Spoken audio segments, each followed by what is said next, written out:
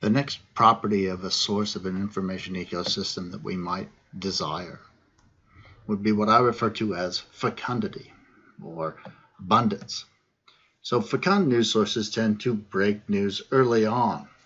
Right? They're the first reporters or the second reporters. Their reporting tends to be fairly comprehensive, including a lot of facts and detail. And in particular, they oftentimes provide you with a larger context that helps you to understand the significance of the event because you can now see it in a larger context.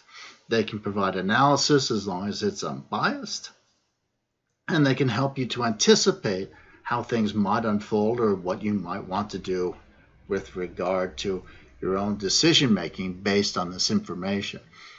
So fecund news sources are news sources that tend to have long articles. They tend to be primary news sources, things like the Washington Post or the New York Times. They write extensively researched, well-vetted articles. And examples I give you of why you might desire fecundity are examples of income inequality and people's perception of that within the United States and within the world, and also voting rights and voter ID laws. So understanding the significance of a particular event oftentimes takes both a comprehensive understanding of what actually happened, as well as some context in which to understand the significance in a timeline. And so voting rights is a nice example of that because there is a surprisingly long period of time in the United States where many, many people had no voting rights. There was no suffrage for the vast majority of people really in the United States for a very long period of time. Suffrage was denied on the basis of income or landholding, on the basis of gender, on the basis of ethnicity, and so on. And this was done both at the federal level and at the state level. And in seeing that there has been this long and important struggle in understanding what the significance of being able to vote really is for a democratic rule of law society.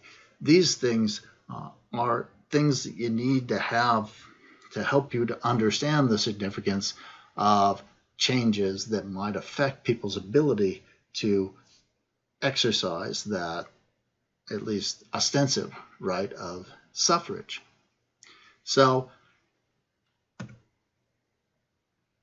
this is one of the main criterions for awarding this. This is the Pulitzer Prize Medal. Right?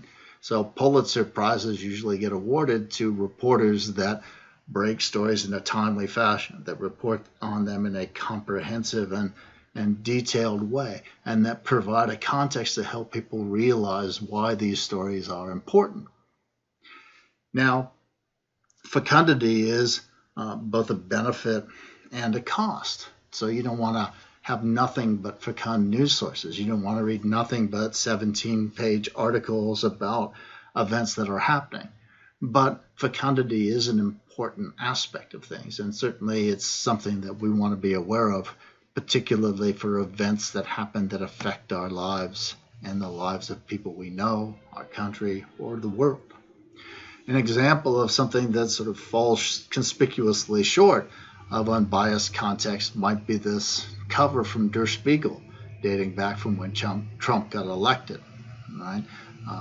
That sort of picture of Trump decapitating the Statue of Liberty there with America First on the side.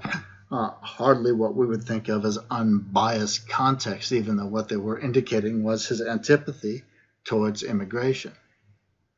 So fecundity is important. Not every story you read or not every source that you want is going to be a fecund source in the way that you want all your sources to be accurate. But having a good mix of fecund information sources is extremely important.